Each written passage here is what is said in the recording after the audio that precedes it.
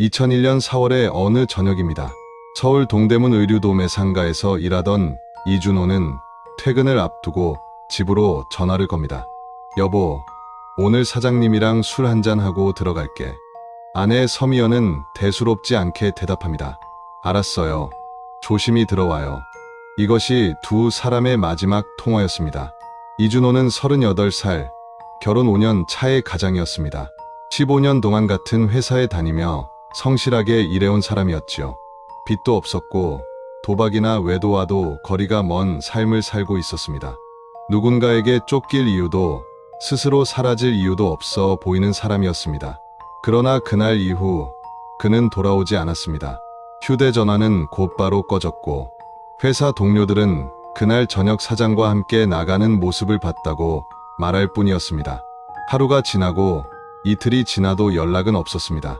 일주일이 지나도록 소식은 들려오지 않았지만 이상하게도 실종 신고는 접수되지 않았습니다. 평범한 일상이 무너지는 데에는 하루면 충분했지만 그 사실을 국가가 인지하기까지는 너무 많은 시간이 필요했죠. 2001년 봄, 한 남자의 이름은 현실에서 조용히 사라지고 기록 속에만 남기 시작했습니다. 아무도 알아차리지 못한 사이에 말이죠.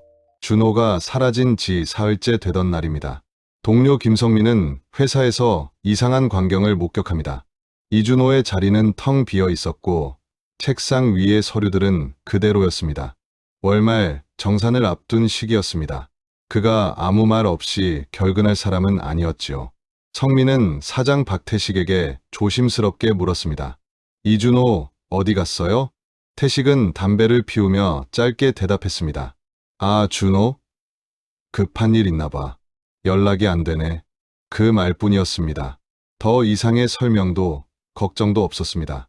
성민은 이상하다고 느꼈지만 더 묻지 못했습니다. 사장과 직원 사이의 거리.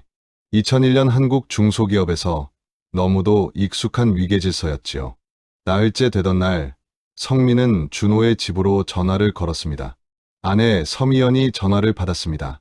형수님, 준호 형 괜찮아요? 회사에 안 나오는데요. 네, 좀 아파서요. 조금 쉬고 있어요. 목소리는 평온했습니다. 너무 평온했지요. 성민은 고개를 갸웃했지만 더 캐묻지 않았습니다. 남의 가정사에 깊이 관여하는 것은 무례하다고 배워온 세대였기 때문입니다. 일주일이 지났습니다. 준호는 여전히 나타나지 않았습니다. 성민은 다시 전화를 걸었습니다. 형수님, 준호 형 많이 아파요. 병원은 다녀오셨어요? 네, 괜찮아질 거예요. 같은 대답이었습니다. 하지만 뭔가 달랐습니다. 목소리에 미세한 긴장이 섞여 있었지요. 성민은 불안해졌습니다. 혹시 제가 문병 가도 될까요? 아니에요. 괜찮아요. 곧 나아질 거예요. 단호한 거절이었습니다. 전화는 곧바로 끊겼습니다. 성민은 다른 동료들과 이야기를 나눴습니다. 모두가 이상하다고 느끼고 있었습니다. 하지만 아무도 먼저 나서지 않았습니다. 혹시 부부싸움은 아닐까? 혹시 빚 문제는 아닐까? 우리가 괜한 오지랖을 부리는 건 아닐까? 2001년의 한국 사회는 사적인 영역과 공적인 개입 사이의 경계가 유난히 두꺼웠지요. 2주가 지났습니다. 박태식 사장은 갑자기 새 직원을 채용했습니다. 준호가 앉던 자리였습니다. 성민이 다시 물었습니다. 사장님, 준호 형은요? 아, 그 친구 그만뒀어. 개인 사정이 있었나 봐. 직접 들으신 건가요? 내가 사장인데 그런 걸 내가 모르겠어? 태식의 표정이 굳었습니다. 더 이상 질문할 수 없는 분위기였습니다. 한 달이 지났습니다. 동대문 의류상가는 여전히 시끌벅적했습니다. 봄 신상이 쏟아지고 상인들은 바쁘게 움직였습니다. 준호의 자리는 새 직원이 채웠고 사람들은 서서히 그를 잊어갔습니다. 그러나 단 한 사람만은 잊지 못했습니다. 어머니 윤복자였습니다. 70이 넘은 노모는 매일같이 아들 집으로 전화를 걸었습니다. 미연아, 준호 어디 갔니? 어머님, 출장 갔어요. 곧 올 거예요. 무슨 출장이 한 달씩이나 가니? 회사 일이 그래요. 걱정 마세요. 미연의 대답은 매번 조금씩 달라졌습니다. 처음에는 아프다고 했고, 그 다음에는 일이 바쁘다고 했으며, 나중에는 출장을 갔다고 했지요. 복자는 혼란스러웠습니다. 아들은 평생 출장을 다니던 사람이 아니었기 때문입니다. 내가 가볼까? 아니에요. 괜찮아요. 어머님 몸도 안 좋으시잖아요. 며느리는 시어머니의 방문을 막았습니다. 복자는 불안했지만 더 밀어붙이지 못했습니다. 아들 부부 사이에 끼어들면 안 된다는 오래된 관념 때문이었지요. 2달이 지났습니다. 2001년 6월이었습니다. 복자는 더 이상 기다릴 수 없었습니다. 직접 아들 집을 찾아갔습니다. 성북구의 작은 빌라였습니다. 문을 연 미연의 얼굴은 야위어 있었습니다. 준호, 어디 있니? 어머님, 준호 오빠는 가출했어요. 거짓말이었습니다. 준호가 사라진 지 이미 2달이 넘은 시점이었지요. 왜? 무슨 일이 있었니? 잘 모르겠어요. 그냥 갑자기요. 미연은 울었습니다. 하지만 그 눈물에서는 절박함보다 불안이 더 강하게 느껴졌습니다. 무언가를 숨기는 사람의 불안이었지요. 경찰에 신고했니? 아니요. 가출이잖아요. 신고하면 창피하잖아요. 2001년의 한국 사회에서 가출은 여전히 가족의 수치로 여겨지던 일이었습니다. 미연의 말은 겉보기에는 그럴듯했지요. 그러나 복자는 확신했습니다. 아들은 가출할 사람이 아니었습니다. 38배를 키워온 어머니는 알고 있었습니다. 석 달이 지났습니다. 복자는 다시 아들 집을 찾았습니다. 이번에는 예고 없이였습니다. 집 안은 텅 비어 있었습니다. 사람의 흔적만 사라져 있었습니다. 이웃은 말했습니다. 며칠 전에 이사 갔어요. 말도 없이요. 그제야 복자는 깨달았습니다. 이것은 가출이 아니었습니다. 복자는 파출소를 찾았습니다. 제 아들이 실종됐습니다. 언제요? 석 달 전입니다. 경찰의 표정이 굳었습니다. 왜 이제 신고하세요? 2001년의 시스템은 냉정했습니다. 통화 기록은 이미 삭제되었고 CCTV는 한 달 만에 덮어 씌워졌습니다. 증거는 물리적으로 사라져 있었습니다. 법은 말했습니다. 신고가 없으면 사건이 아니라고, 증거가 없으면 범죄가 아니라고. 그해 12월 31일입니다. 이준호가 사라진 지 8개월이 지났습니다. 그는 여전히 실종자였고 아무도 처벌받지 않았습니다. 사라진 사람은 있었지만 사라지게 한 죄는 존재하지 않았습니다. 왜냐하면 법은 증거만을 보기 때문이죠.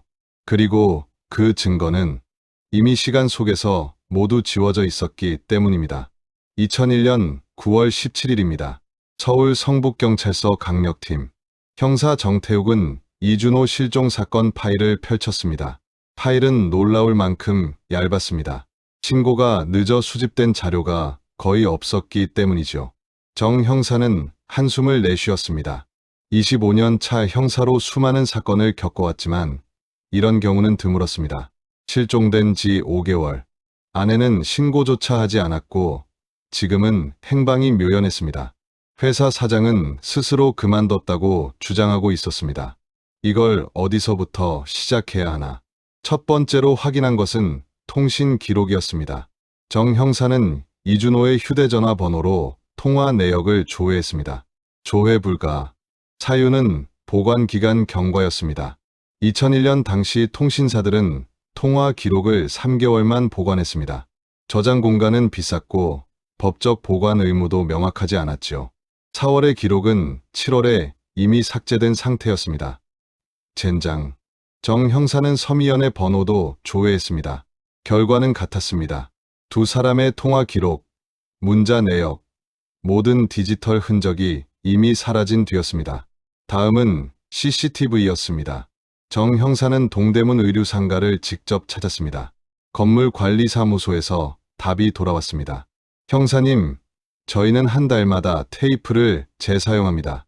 테이프요? 네. VHS 테이프입니다. 비용이 많이 들어서 한 달 지나면 덮어 씌웁니다. 정 형사는 이를 악물었습니다. CCTV가 있어도 소용이 없었습니다. 증거는 물리적으로 소멸된 상태였습니다. 보관 중인 테이프는 없습니까? 없습니다. 한 달치만 남깁니다. 2001년의 기술적 한계였습니다. CCTV는 늘어나고 있었지만 저장 기술은 따라가지 못했습니다. 디지털 녹화 장비는 아직 고가였고 대부분은 VHS나 베타캠을 사용했습니다. 비용 때문에 짧은 주기로 재녹화하는 것이 당연한 관행이었지요. 정 형사는 주변 상점들도 확인했습니다.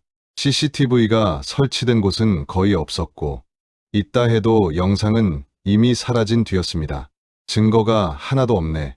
정 형사는 사무실로 돌아와 신용카드 사용 내역을 조회했습니다. 이준호는 평소 카드를 거의 사용하지 않는 사람이었습니다. 마지막 사용 기록은 4월 10일 동대문 인근 편의점이었습니다.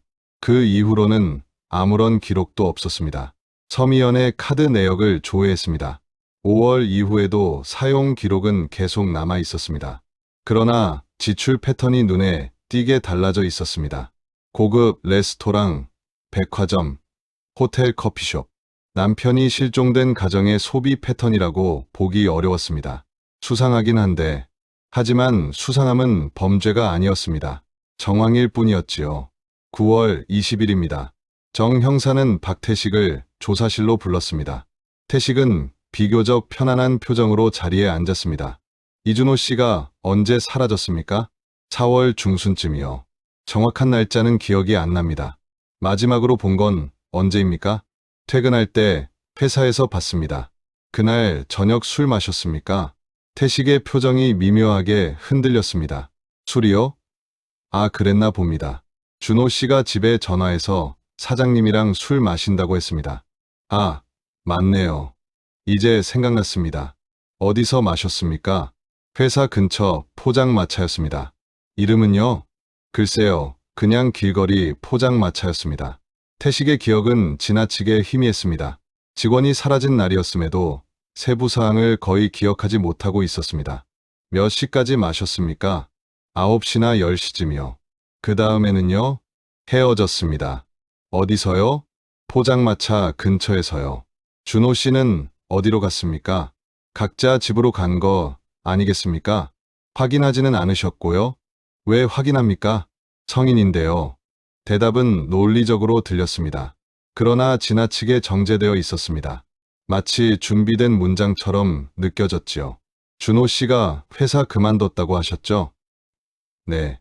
직접 들으신 겁니까? 아니요. 그냥 안 나오길래요. 정 형사는 질문을 멈췄습니다. 지금으로서는 더 밀어붙일 근거가 없었습니다. 9월 25일입니다.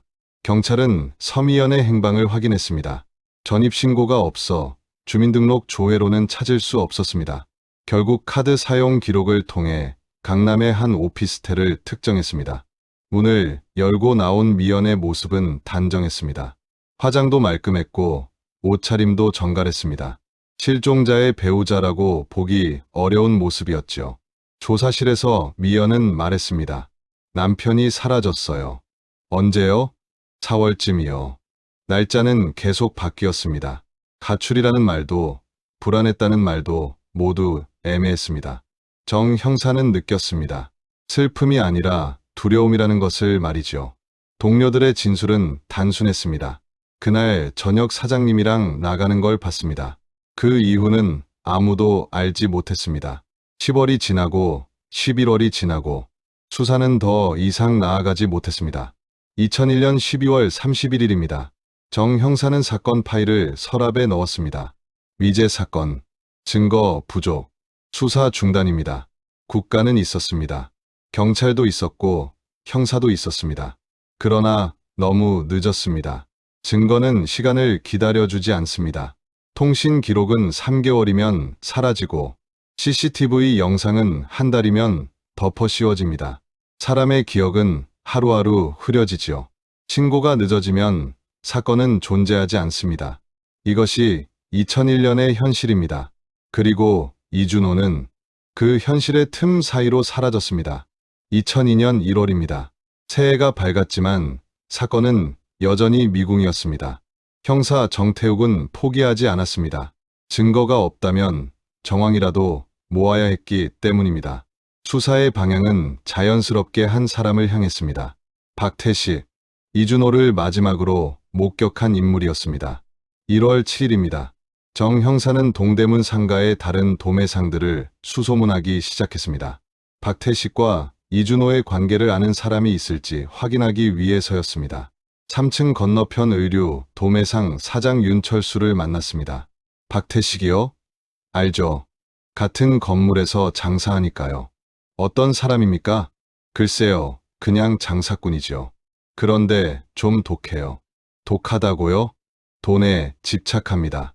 거래처 평판도 썩 좋지는 않아요. 외상값 못 받으면 굉장히 거칠어지고요. 직원들한테는요? 잘 모르겠는데 오래 못 버텨요. 직원들이 자주 바뀝니다. 정 형사는 메모했습니다. 박태식은 까다롭고 예민한 사업가였습니다. 그러나 그것만으로 범죄자라고 단정할 수는 없었지요. 이준호는 아십니까?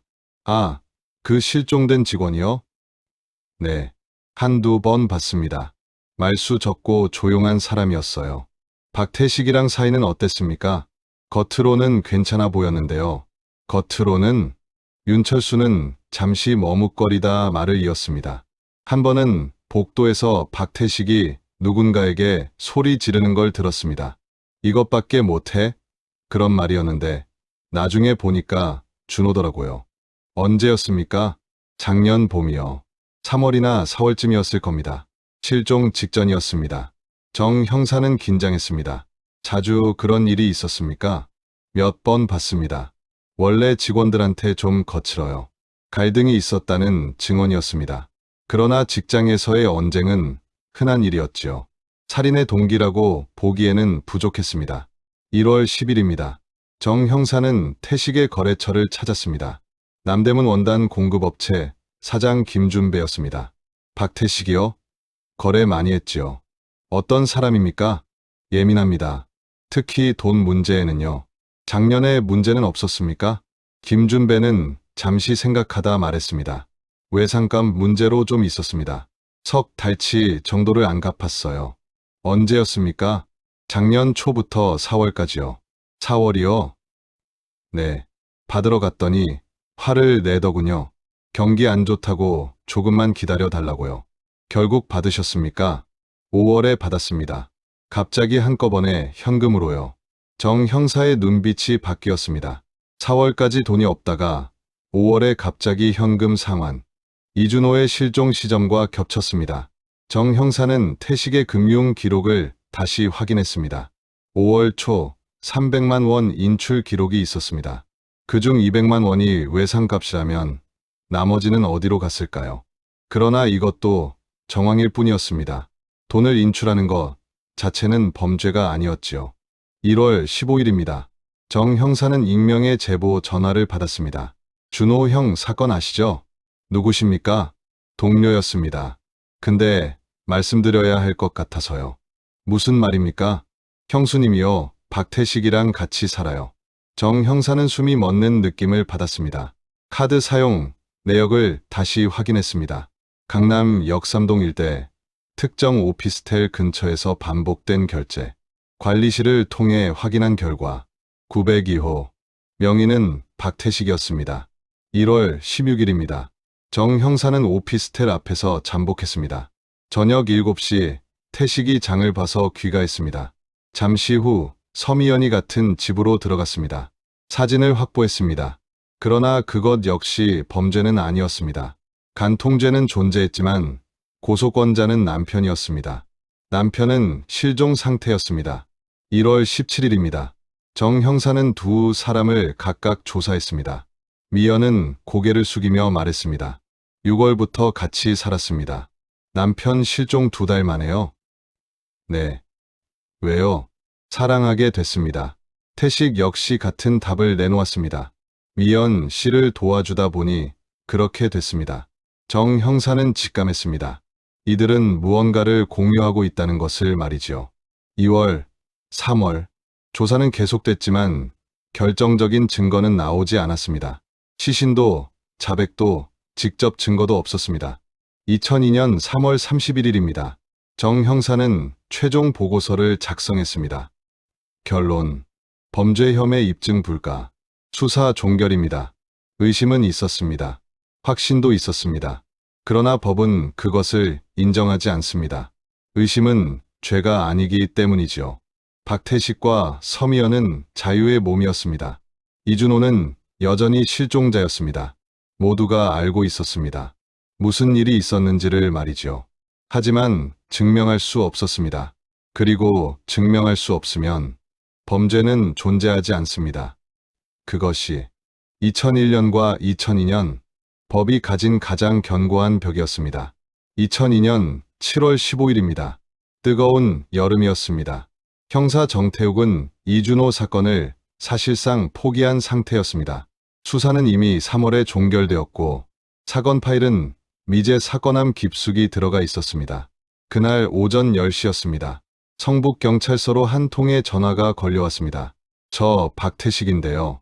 자수하고 싶습니다. 정 형사는 자신의 귀를 의심했습니다. 지금 누구라고 하셨습니까? 박태식입니다. 이준호 사건 제가 했습니다. 정 형사는 즉시 통화를 녹음하기 시작했습니다. 지금 자수하겠다는 말입니까? 네. 더는 못 견디겠습니다. 어디 계십니까? 집입니다. 제가 직접 가겠습니다. 전화는 그렇게 끊겼습니다. 정 형사는 멍하니 수화기를 내려놓았습니다. 4개월 만에 자백이었습니다. 아무런 예고도 단서도 없던 자백이었지요. 오후 2시입니다. 박태식이 경찰서에 나타났습니다. 얼굴은 수척했고 눈 밑에는 짙은 다크서클이 내려앉아 있었습니다. 며칠을 거의 잠들지 못한 사람의 얼굴이었습니다. 조사실로 들어왔습니다. 정 형사는 녹음기와 비디오 카메라를 켰습니다. 2002년 당시 조사실 영상 녹화는 의무사항은 아니었지만 중요 사건에서는 관행적으로 녹화를 진행하고 있었습니다. 박태식 씨, 지금 하시려는 말이 어떤 의미인지 알고 계십니까? 네, 변호인을 선임할 권리가 있습니다. 괜찮습니다. 그냥 말하겠습니다. 정 형사는 숨을 고르고 질문했습니다. 이준호 씨를 어떻게 했습니까? 태식은 한동안 아무 말도 하지 않았습니다. 침묵이 길어졌습니다. 그리고 마침내 입을 열었습니다. 죽였습니다. 조사실 공기가 얼어붙었습니다. 언제입니까? 작년 4월 16일입니다. 어디서요? 제 사무실에서입니다. 어떻게요? 태식의 목소리는 떨리고 있었습니다. 그날 술을 마시고 사무실로 갔습니다. 둘이요. 왜 갔습니까? 월말 정산 때문이었습니다. 준호가 계산 실수를 했습니다. 그래서요? 제가 화를 냈습니다. 많이 냈습니다. 그리고요? 말다툼이 몸싸움으로 번졌습니다. 정 형사는 차분히 말을 이었습니다. 구체적으로 말씀하십시오. 제가 밀었습니다. 준호가 넘어졌고 책상 모서리에 머리를 부딪혔습니다. 그 다음은요? 피가 많이 났습니다. 준호가 움직이지 않았습니다. 정 형사는 질문을 멈추지 않았습니다. 사망을 확인했습니까? 맥박을 짚었습니다. 뛰지 않았습니다. 숨도 쉬지 않았습니다. 정 형사는 메모를 멈추고 잠시 태식을 바라봤습니다. 그 다음에 무엇을 했습니까? 겁이 났습니다. 경찰에 신고할 생각은요? 했습니다. 그런데 무서웠습니다. 태식은 고개를 떨궜습니다. 시신은 어떻게 했습니까? 차에 실었습니다. 언제요? 그날 밤, 새벽에요. 어디로 갔습니까? 태식은 한참을 망설였습니다. 경기도 산이었습니다. 정확히 어디입니까? 기억이 잘 나지 않습니다. 대략이라도 말하십시오. 양평 쪽이었던 것 같기도 하고 가평이었던 것 같기도 합니다. 시신은 어떻게 처리했습니까? 묻었습니다. 정 형사는 미간을 찌푸렸습니다. 정확한 위치를 말할 수 없습니까? 정말 기억이 나지 않습니다. 너무 어두웠고 정신이 없었습니다. 정 형사는 불길함을 느꼈습니다. 시신 위치를 모르는 살인 자백. 법적으로 가장 위험한 형태였습니다. 왜 지금 자백합니까? 못 견디겠습니다. 무엇을요? 매일 꿈에 나옵니다. 준호가 눈을 뜨고 저를 봅니다. 7월 16일입니다. 검찰에 긴급 보고가 이루어졌고 검사 한승우가 직접 박태식을 조사했습니다. 고의였습니까? 아닙니다. 실수였습니다. 그럼 과실치사일 수 있겠군요. 그러나 검사의 표정은 밝지 않았습니다. 시신 위치를 정확히 모른다는 게 문제입니다. 죄송합니다. 정말 기억이 나지 않습니다. 7월 17일부터 대대적인 수색이 시작되었습니다. 양평, 가평, 남양주 일대, 산림청과 소방, 경찰이 동원되었습니다. 태식을 직접 동행시켜 고속도로를 달렸습니다. 여깁니까? 아닌 것 같습니다. 일주일간의 수색 결과는 단 하나였습니다. 발견 없음. 7월 25일입니다. 검사는 정 형사를 불렀습니다. 형사님, 시신이 없으면 살인죄 입증이 어렵습니다. 자백이 있습니다. 자백만으로는 안 됩니다. 자백 보강 법칙 때문입니다. 검사는 조용히 설명했습니다. 자백은 다른 증거로 보강되어야 합니다. 시신이 없으면 사망 자체를 입증할 수 없습니다. 정 형사는 이해했습니다. 그리고 동시에 절망했습니다. 8월 초 사무실 재수색이 이루어졌습니다. 루미놀 반응에서 혈흔 반응이 나왔습니다. 그러나 DNA는 추출되지 않았습니다. 2002년의 기술로는 한계였습니다. 8월 20일입니다. 박태식은 자백을 번복했습니다. 제가 착각했습니다. 무슨 말입니까? 준호가 죽은 건지 확실하지 않습니다. 그럼 시신은요? 그것도 착각이었습니다. 그는 법을 이해하고 있었습니다. 시신이 없으면 살인도 없다는 것을 말이죠. 8월 30일입니다. 박태식은 석방되었습니다. 정 형사는 석방 현장에 서 있었습니다. 형사님, 수고하셨습니다. 태식은 웃고 있었습니다. 9월, 검찰의 최종 결론이 내려졌습니다. 불기소 처분. 사유는 명확했습니다.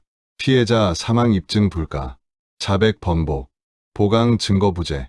이준호 사건은 다시 미제가 되었습니다.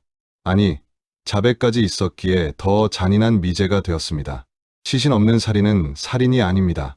자백만으로는 유죄가 아닙니다. 의심은 처벌되지 않습니다. 2002년 여름, 한 남자는 살인을 자백하고도 풀려났습니다. 법이 그를 풀어준 것입니다. 시신이 없었기 때문이지요. 진실이 있어도 증거가 없으면 범죄는 존재하지 않습니다. 2002년 9월 5일입니다.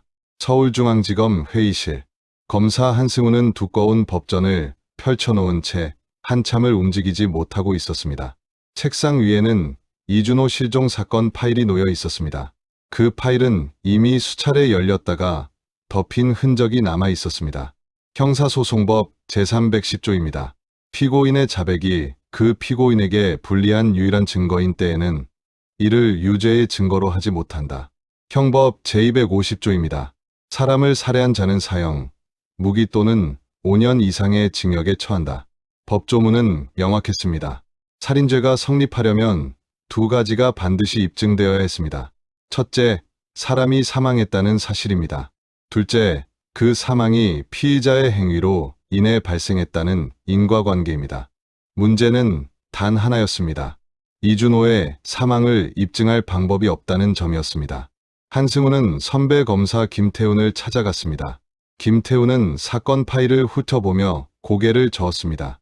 시신이 없네. 네. 자백은 번복했고? 네. 물증은? 사무실에서 혈흔 반응은 나왔습니다만 DNA 추출에 실패했습니다. 김태훈은 짧게 숨을 내쉬었습니다. 이건 힘들다. 시신 없는 살인은 입증이 거의 불가능해. 외국에는 사례가 있지 않습니까? 있긴 하지. 미국이나 영국에서 몇 건 있어. 그럼 가능성은 있는 거 아닙니까? 그 사건들은 정황이 압도적이야. 생존이 불가능한 상황, 다량의 혈흔, 복수의 목격자. 이 정도는 있어야 해. 우리는요? 우리는 의심만 있어. 법원은 의심으로 사람을 처벌하지 않아. 한승우는 고개를 숙였습니다. 그럼 그냥 놔둬야 합니까? 승우야, 법은 감정으로 움직이지 않아. 증거가 없으면 처벌 못해. 하지만 상식적으로는 상식이랑 법은 다르다. 법은 오직 증명으로 말한다. 9월 10일입니다. 검찰 내부 법리 검토 회의가 열렸습니다. 검사들이 한자리에 모였습니다. 박태식을 기소할 수 있는 방법을 모두 검토해 봅시다. 첫 번째, 살인죄. 그러나 사망 입증이 되지 않았습니다. 실종 추정 사망은 어떻습니까? 민법에는 실종 선고 제도가 있습니다. 5년간 생사가 불분명해야 합니다. 지금은요? 1년 6개월입니다. 법적으로 사망으로 볼 수 없습니다. 두 번째, 시체유기죄. 형법 제161조입니다. 시체, 유골 또는 유발을 손괴, 유기 또는 은닉한 자. 그러나 시체유기죄 역시 전제가 필요했습니다. 사체의 존재입니다. 시신이 발견되지 않으면 유기되었다는 사실도 증명할 수 없었습니다. 세 번째, 폭행치사. 이 역시 사망이 입증되지 않으면 성립하지 않았습니다. 그럼 단순 폭행죄는요? 가능합니다.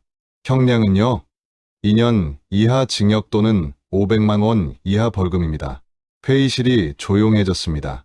사람이 죽었을 가능성이 높은 사건에서 적용 가능한 죄명이 폭행이라는 사실 때문이었습니다. 한승우는 다시 물었습니다. 자백만으로는 정말 안 됩니까? 형사소송법 제310조가 명확합니다. 자백은 반드시 보강 증거가 필요합니다. 왜 이런 규정이 있습니까? 과거의 고문과 협박으로 만들어진 거짓, 자백이 너무 많았기 때문입니다. 그래서 만든 안전장치입니다. 9월 15일입니다. 한승우는 형사법 교수 이정민을 찾아갔습니다. 교수님, 이론적으로 시신 없는 살인이 가능한가요? 가능은 합니다. 어떤 경우입니까? 사망이 명백한 정황이 있어야 합니다. 생존이 절대 불가능한 상황. 그리고 모든 정황이 하나의 결론으로 수렴해야 합니다. 우리 사건은요? 정황은 많지만 확정적이지 않습니다. 법원은 받아들이지 않을 겁니다. 이정민은 말을 이었습니다. 형사법의 원칙은 하나입니다. 10명의 범인을 놓치더라도 1명의 무고한 사람을 처벌해서는 안 된다. 하지만 이 사람은 무고하지 않습니다. 그걸 증명하지 못하면 법적으로는 무고한 사람입니다. 9월 20일입니다. 마지막 시신 수색이 시도되었습니다. 법의학 교수 박현수가 참여했습니다. 1년 반 지난 시신을 찾는 건 거의 불가능합니다. 왜 그렇습니까? 연조직은 대부분 분해됩니다. 뼈만 남아있을 가능성이 큽니다. 레이더는요? 2002년 기술로는 한계가 큽니다. 경찰견은요? 부패가 끝난 시점이라 냄새 추적도 어렵습니다. 결국 필요한 것은 단 하나였습니다. 정확한 위치. 그러나 박태식은 끝내 말하지 않았습니다. 9월 25일입니다. 한승우는 다시 박태식을 불렀습니다. 시신 위치를 말하세요. 모릅니다. 거짓말이죠? 아닙니다. 그때 박태식이 처음으로 웃었습니다. 검사님, 시신이 없으면 어떻게 되죠? 살인죄 성립 안 되잖아요. 당신, 법, 공부 좀 했습니다. 그는 알고 있었습니다. 법이 자신을 어떻게 보호하는지 말이죠. 9월 30일입니다. 검찰의 최종 결론이 내려졌습니다. 불기소 처분 확정. 사유는 명확했습니다. 사망 입증 불가, 자백 번복, 보강 증거 부재. 10월 10일입니다. 이준호의 어머니 윤복자가 검찰청을 찾았습니다. 검사님, 그 사람이 죽였잖아요. 어머님, 자백도 했잖아요. 왜 놔줘요? 증거가 없습니다. 사람이 죽었는데 증거가 없으면 아무 일도 아닌 거예요? 한승우는 대답하지 못했습니다. 법은 진실을 판단하지 않습니다. 법은 증명된 사실만 처리합니다. 진실은 분명히 존재합니다. 그러나 증명되지 않으면 법 앞에서는 존재하지 않는 것과 같습니다. 2002년 대한민국의 형사법은 그렇게 말하고 있었습니다. 시신이 없으면 살인도 없습니다. 자백만으로는 유죄도 없습니다. 의심만으로는 처벌도 없습니다. 박태식은 자유였습니다. 이준호는 영원히 실종자였습니다. 그리고 법은 아무 말도 하지 않았습니다. 증거 없는 진실은 법 앞에서 끝내 침묵할 수밖에 없었습니다. 2002년 11월입니다. 서울중앙지검. 검사 한승우는 책상 위에 2개의 파일을 펼쳐놓고 있었습니다. 왼쪽에는 증거, 오른쪽에는 정황이라고 적혀 있었습니다. 증거 파일은 얇았습니다. 정황 파일은 비정상적으로 두꺼웠습니다. 아이러니였습니다. 의심할 이유는 넘쳐났지만 법정에 제출할 수 있는 증거는 거의 없었습니다. 법은 두꺼운 파일을 보지 않았습니다. 법은 얇은 파일만 봤습니다. 한승우는 정황 파일을 다시 처음부터 넘기기 시작했습니다. 첫 번째 정황입니다. 돈의 흐름입니다. 박태식의 금융거래 내역. 2000년 1월부터 2002년 10월까지 3년치 기록이었습니다. 2000년 전형적인 영세 도매상 계좌였습니다. 입출금은 불규칙했지만 전체적으로는 균형을 이루고 있었습니다. 2001년 1월부터 3월 상황이 달라집니다. 적자가 누적되고 대출이 늘어났습니다. 외상 대금이 밀리기 시작했습니다. 남대문 원단업체 김준배에게 200만 원, 동대문 부자재상에게 150만 원, 기타 소액 거래처 50만 원, 총 400만 원의 채무였습니다. 2001년 4월 이준호가 실종된 시점입니다. 금융 기록상 특이사항은 없었습니다. 그리고 2001년 5월 3일 갑자기 300만 원이 인출됩니다. 전액 현금이었습니다. 5월 7일 김준배에게 현금 200만 원 상환. 5월 12일 부동산 중개업소에 계약금 100만 원 지급. 이 계약은 이후 취소됩니다. 한승우는 메모했습니다. 300만 원의 출처 불명. 태식의 계좌에는 해당 금액에 상응하는 입금 기록이 없었습니다. 사업 매출도 급증하지 않았습니다. 그렇다면 현금으로 유입된 돈이었습니다. 어디서 왔는가? 이준호의 계좌를 확인했습니다. 실종 직전 잔액은 48만 원. 그 이후 거래는 없었습니다. 준호에게서 나온 돈은 아니었습니다. 그렇다면 다른 출처였습니다. 서미연의 계좌도 다시 확인했습니다. 2001년 1월부터 4월 월 평균 지출 약 50만 원. 전업주부의 전형적인 생활 패턴이었습니다. 2001년 5월 지출이 120만 원으로 급증합니다. 백화점, 의류, 화장품. 6월 150만 원. 고급 레스토랑, 호텔 커피숍. 7월 180만 원. 비슷한 소비 패턴이 반복됩니다. 남편이 실종된 가정의 지출이라고 보기 어려웠습니다. 미연은 직업이 없었습니다. 남편의 수입도 끊긴 상태였습니다. 친정에서 지원했을 가능성을 검토했습니다. 대구에서 작은 식당을 운영하는 부모. 매달 150만 원씩 송금할 형편은 아니었습니다. 결론은 하나였습니다. 박태식이 제공했을 가능성입니다. 그러나 문제는 증명이었습니다. 현금 거래는 흔적을 남기지 않습니다. 2001년 현금은 여전히 주요 거래 수단이었습니다. 특히 숨기고 싶은 거래일수록 더 그랬습니다. 상식적으로는 명백했습니다. 그러나 상식은 증거가 아니었습니다. 두 번째 정황입니다. 휴대폰의 동시 해지입니다. 이준호의 휴대폰은 2001년 5월 18일 해지됐습니다. 서미연의 휴대폰은 이틀 뒤인 5월 20일 해지됐습니다. 준호가 실종된 지 한 달 뒤였습니다. 통신사 기록상 준호의 휴대폰은 본인 요청으로 해지됐습니다. 본인 인증도 통과했습니다. 주민등록번호와 비밀번호가 정확히 입력됐습니다. 불가능한 상황이었습니다. 실종자가 본인 인증을 했다는 의미였습니다. 해지 신청은 성북구의 한 공중전화 부스에서 이루어졌습니다. CCTV는 없었습니다. 목격자는 없었습니다. 상식적으로는 누군가 준호 행세를 했다는 결론에 이릅니다. 비밀번호를 아는 사람, 가장 가까운 사람입니다. 그러나 상식은 다시 한번 증거가 아니었습니다.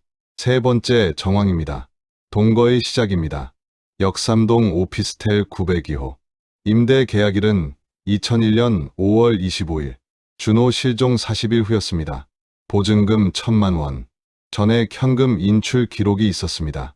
태식의 기존 통장 잔액으로는 설명이 되지 않았습니다. 대출 기록도 없었습니다. 서미연은 6월 중순부터 해당 오피스텔에 드나들기 시작했고 7월에는 기존 거주지를 완전히 비웠습니다. 타임라인은 지나치게 빠르고 정교했습니다. 남편이 실종된 지 2달 만에 동거. 상식적으로 납득하기 어려운 속도였습니다. 하지만 사랑의 속도는 법이 판단하지 않습니다. 이 역시 처벌할 수 없는 영역이었습니다. 네 번째 정황입니다. 동선의 반복입니다. 신용카드 기록상 두 사람은 같은 날, 같은 지역, 같은 시설에 반복적으로 나타났습니다. 시간차는 있었지만 빈도는 높았습니다. 우연일 수도 있습니다. 법은 일 수도 있다를 처벌하지 않습니다. 다섯 번째 정황입니다. 목격자들의 증언입니다. 분위기가 이상했다. 친밀해 보였다. 질투가 있었던 것 같다. 모두 주관적 인상이었습니다. 법정에서는 쉽게 무너질 진술이었습니다. 여섯 번째, 정황입니다. 행동의 비정상성입니다. 위원은 신고하지 않았습니다. 수색하지 않았습니다. 연락하지 않았습니다. 기다리기만 했습니다. 심리학적으로는 강한 의심을 살 수 있는 행동이었습니다. 그러나 법은 심리를 처벌하지 않습니다. 일곱 번째, 정황입니다. 거짓말의 반복입니다. 두 사람의 진술은 계속 바뀌었습니다. 그러나 기억은 변할 수 있습니다. 법은 그것을 범죄로 보지 않습니다. 11월 25일 검찰의 최종 결론입니다. 정황은 충분하나 유죄를 입증할 증거는 부족하다. 불기소 처분. 한승우는 서명했습니다. 그 순간 그는 패배를 인정한 것이 아니었습니다. 법의 한계를 확인했을 뿐입니다. 정황은 많았습니다. 너무 많았습니다. 그러나 죄는 없었습니다. 법이 그렇게 말했기 때문입니다. 2003년 1월입니다. 새해가 밝았습니다. 그러나 이준호 사건에는 아무것도 새로워지지 않았습니다. 박태식과 서미연은 여전히 자유의 몸이었습니다. 이준호가 사라진 지 1년 9개월. 두 사람은 강남 역삼동의 오피스텔에서 평범한 일상을 살고 있었습니다. 형사 정태욱은 그들을 가끔 지켜봤습니다. 공식 수사는 아니었습니다.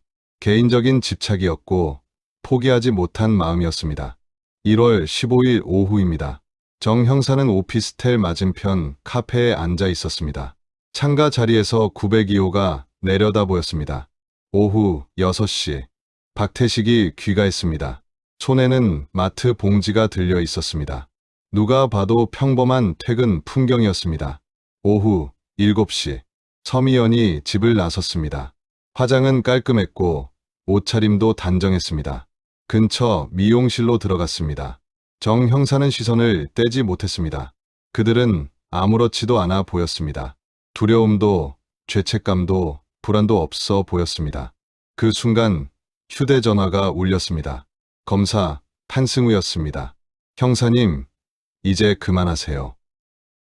제가 어디 있는지, 뭐 하고 있는지 알죠? 이게 말이 됩니까? 안 되죠. 그런데 법이 허락합니다. 정 형사는 식어버린 커피를 한 모금 마셨습니다. 입안에서 쓴맛만 남았습니다. 첫 번째 책임. 신고하지 않은 아내. 한승우는 사무실에서 타임라인을 다시 그렸습니다. 모든 비극의 출발점이었습니다. 2001년 4월 16일. 이준호 실종. 2001년 9월 17일. 어머니 윤복자의 신고. 경과 시간 154일입니다. 5개월 하고도 4일입니다. 한승우는 가정을 해봤습니다. 만약 첫날 신고했다면 어땠을까? 통신 기록은 남아 있었을 것입니다. CCTV 영상도 확보 가능했을 것입니다. 목격자들의 기억은 선명했을 것입니다. 초동 수사로 박태식을 압박할 수 있었을 것입니다. 서미연의 행동 역시 감시 대상이 되었을 것입니다. 무엇보다 시신을 찾을 가능성도 훨씬 높았을 것입니다. 그러나 신고는 없었습니다. 그 154일 동안 모든 증거는 시간 속에서 사라졌습니다. 위원을 처벌할 수 있었을까요? 한승우는 법을 다시 들춰봤습니다. 범인은 닉죄, 위증죄, 허위신고, 어느 것도 적용되지 않았습니다. 실종신고는 법적 의무가 아니었기 때문입니다. 신고하지 않았다고 처벌할 수는 없었습니다. 도의적으로는 분명한 잘못이었습니다. 그러나 법은 도의를 처벌하지 않습니다. 두 번째 책임. 증거를 지운 용의자. 박태식의 행동은 교묘했습니다. 사무실은 정리됐고, 휴대폰은 해지됐고, 목격자는 사라졌고, 시신은 발견되지 않았습니다. 증거인멸죄를 적용할 수 있을까? 법은 다시 벽이 되었습니다. 자기 자신의 범죄에 대한 증거, 인멸은 처벌하기 어렵습니다. 자기부죄 거부 특권 때문입니다.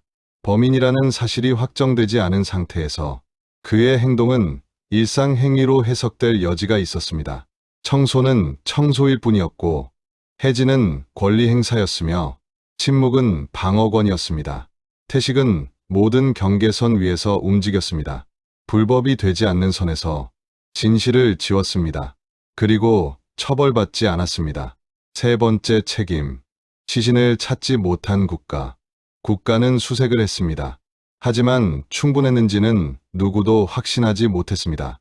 경기도 산지 면적 약 1200점, 투입 인원 150명, 수색 기간 10일. 실질적으로 뒤진 면적은 1도 되지 않았습니다.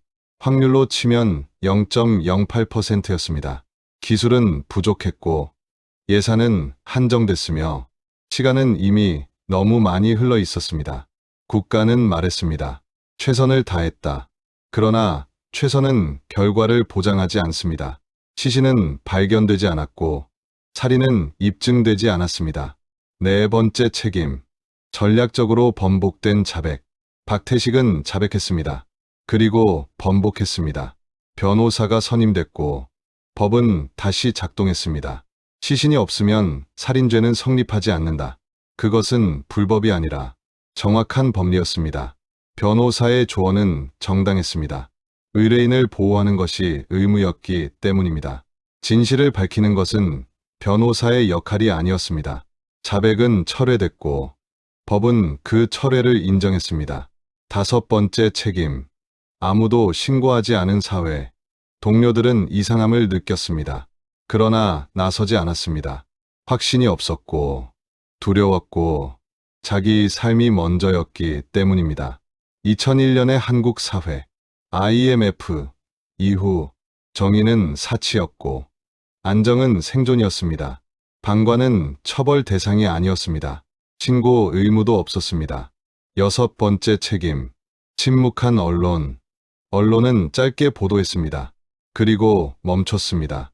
시신이 없었고 판결이 없었고 명예훼손의 위험이 있었기 때문입니다. 추측으로는 기사를 쓸 수 없었습니다. 무죄 추정 원칙이 더 중요했기 때문입니다. 사건은 그렇게 잊혔습니다. 수많은 실종 사건 중 하나로. 일곱 번째 책임. 불완전한 시스템. 한승우는 보고서를 작성했습니다. 신고 의무 부재, 증거 보관 기간의 한계, 시신 없는 살인의 입증 불가능성, 자백 번복의 자유, 증거 인멸 처벌의 공백, 모두 구조적 문제였습니다. 그러나 구조는 쉽게 바뀌지 않습니다. 법은 균형을 택했습니다. 진범 처벌보다 무고한 사람 보호를 선택했습니다. 그 선택은 원칙적으로 옳았습니다. 그러나 그 결과는 잔인했습니다. 피해자만 남은 자리. 윤복자 어머니는 여전히 기다리고 있었습니다. 아들은 법적으로 살아 있었고 현실에서는 돌아오지 않았습니다. 위망인도 아니고 피해자 가족도 아닌 상태. 그저 기다리는 사람이었습니다. 5년이 지나야 법적으로 죽을 수 있는 아들. 그 5년 동안 가해자로 의심되는 사람들은 아무렇지 않게 살아가고 있었습니다. 2003년 봄, 정 형사와 한승우는 다시 그 카페에 앉아 있었습니다. 두 사람은 웃으며 걸어 나왔습니다. 손을 잡고 있었습니다. 저렇게 살아도 되는 겁니까? 법이 허락했으니까요.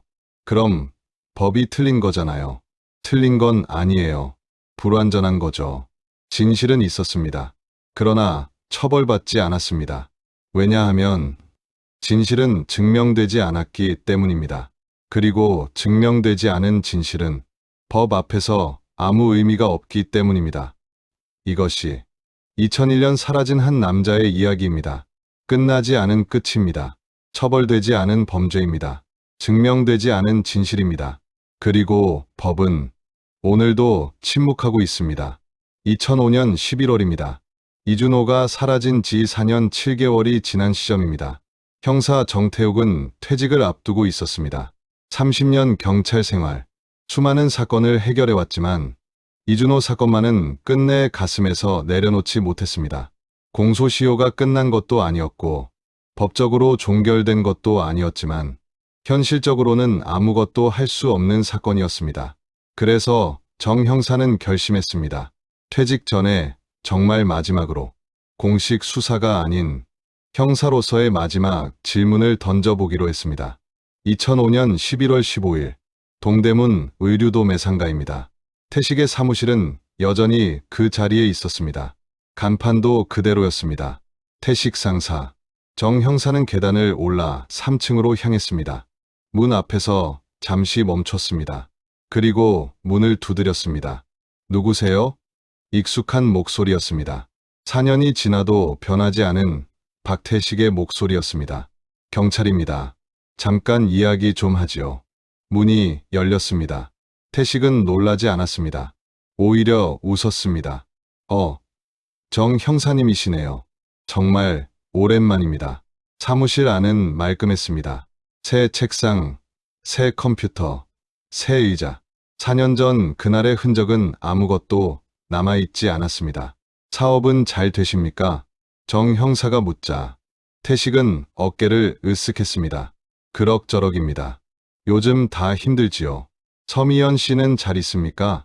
그 질문에 태식의 표정이 아주 잠깐 흔들렸습니다. 헤어졌습니다. 언제입니까? 작년 봄쯤이요. 2004년이었을 겁니다. 정 형사는 예상하지 못한 대답이었습니다. 그토록 빠르게 집요하게 엮였던 관계였기 때문입니다. 이유는요? 안 맞더군요. 생각보다. 그 말에는 감정이 없었습니다. 미련도 후회도 없어 보였습니다. 마지막 질문. 정 형사는 메모장을 꺼내지 않았습니다. 오늘은 기록을 남기러 온 것이 아니었습니다. 박 사장님, 오늘 제가 온 이유를 아시겠죠? 글쎄요. 마지막으로 묻겠습니다. 정 형사는 숨을 고르고 말했습니다. 이준호, 지금 어디 있습니까? 태식은 웃었습니다. 이번에는 분명한 비웃음이었습니다. 형사님, 아직도 그 얘기입니까? 4년이 넘었습니다. 답해 주시지요. 모른다고 했잖아요. 정 형사는 더 이상 돌아가지 않았습니다. 당신이 죽였지요. 증거 있습니까? 없습니다. 정 형사는 고개를 끄덕였습니다. 하지만 압니다. 당신도 알고 나도 압니다. 태식은 커피를 한 모금 마셨습니다. 그리고 뜻밖의 말을 꺼냈습니다. 형사님, 솔직히 말하면요. 저도 놀랐습니다. 정 형사의 손이 멈췄습니다. 무엇이요? 그 사람이 진짜로 안 나타난 거요. 공기가 바뀌었습니다. 정 형사의 등골이 서늘해졌습니다. 지금 뭐라고 했습니까? 태식은 그제야 표정이 굳었습니다. 아무 말도 아닙니다. 아닙니다. 방금 분명히 말했어요. 나타날 줄 알았다고요. 말실수입니다. 죽은 사람이 어떻게 나타납니까? 침묵이 흘렀습니다. 당신은 이준호가 살아있을 거라고 생각했던 겁니까? 태식은 아무 말도 하지 않았습니다. 죽인 사람이 살아있을 거라고 생각한다는 게 말이 됩니까? 태식의 얼굴에 혼란이 스쳤습니다. 그만하시죠. 아니요. 지금 대답해야 합니다. 정 형사는 단호했습니다. 죽였습니까? 아니면 죽이지 않았습니까? 오랜 침묵 끝에 태식은 아주 작게 말했습니다. 모르겠습니다. 정 형사의 심장이 크게 뛰었습니다. 뭘 모른다는 겁니까? 죽었는지 안 죽었는지. 그 순간 이 사건은 완전히 다른 모습으로 변했습니다. 심리학자의 분석. 정 형사는 그날의 대화를 심리학자 김유진에게 들려주었습니다. 이 발언의 의미가 뭡니까? 김유진은 여러 번 녹음을 반복해 들었습니다. 이 사람 확신이 없습니다. 죽였는데 확신이 없을 수 있습니까? 가능합니다. 김유진은 3가지 가능성을 제시했습니다. 첫째, 실제로 죽이지 않았을 가능성입니다. 폭행만 있었고 죽은 줄 알았을 뿐. 사실은 살아서 사라졌을 수 있습니다. 둘째, 죽였지만 죄책감 때문에 자기 자신을 속이고 있을 가능성입니다. 너무 끔찍한 기억을 부정하는 것이죠. 셋째, 의도적인 연기입니다. 형사를 혼란시키기 위한 계산된 발언입니다. 교수님은 어느 쪽이 가장 가능성 높습니까? 첫 번째입니다. 이준호가 살아있을 수도 있다는 말입니까? 가능성은 낮지만 제로는 아닙니다. 다시 열린 질문. 검사 한승우 역시 같은 결론에 도달했습니다. 형사님, 만약 그가 살아있다면 우리는 시신을 찾을 게 아니라 사람을 찾아야 합니다. 2005년 말, 경찰은 다시 이준호를 수배했습니다. 이번에는 사망자가 아니라 생존 가능 인물로 전국에서 제보가 들어왔습니다. 부산, 강릉, 대구. 그러나 모두 오인이었습니다. 이준호는 어디에도 없었습니다. 또 하나의 증언, 서미연 역시 불러냈습니다. 당신은 이준호의 시신을 본 적 있습니까? 없습니다.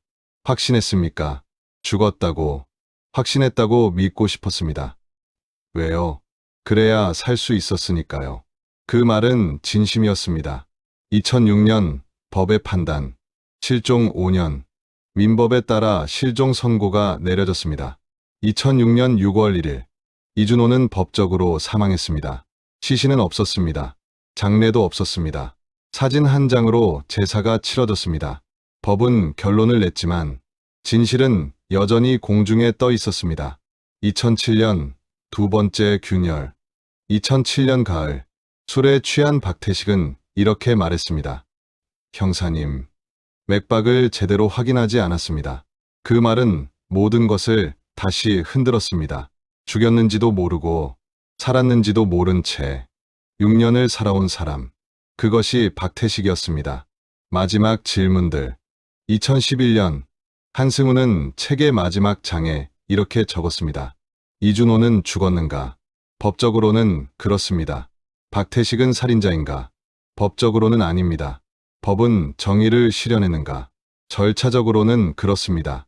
그러나 인간은 구원받았는가? 아무도 구원받지 못했습니다. 2015년 기다림의 끝.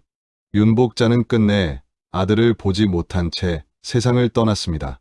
영정사진 속 이준호는 2001년의 얼굴 그대로였습니다. 그리고 2025년 이 사건을 기억하는 사람은 거의 없습니다. 그러나 질문은 남아 있습니다. 시신이 없으면 살인은 없는 것입니까? 증명되지 않으면 진실은 존재하지 않는 것입니까? 법은 진실을 찾는 도구입니까? 아니면 증명된 것만 처리하는 시스템입니까? 2001년 한 남자가 사라졌습니다. 그를 삼킨 것은 범인만이 아니었습니다. 법과 현실 사이의 간극이었습니다. 이야기는 끝났습니다. 그러나 기다림은 끝나지 않았습니다. 우리가 기억하는 한, 이 질문은 계속 남아 있을 것입니다. 지금까지 실종의 흔적이었습니다.